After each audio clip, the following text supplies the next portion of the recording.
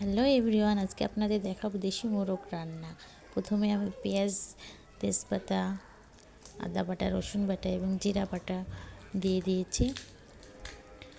এগুলা নেড়ে কষিয়ে নেব। আপনারা কে কীভাবে রান্না করেন জানাবেন। হলুদ গুঁড়া দিয়ে দিলাম।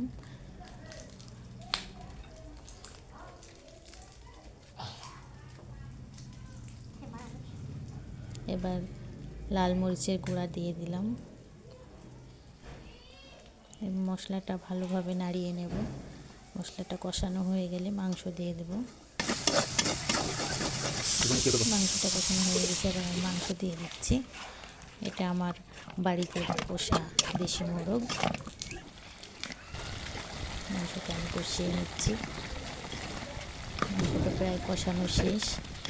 মাংসে এবার ঝোল দিয়ে দেব। এই তো মাংস রান্না শেষ।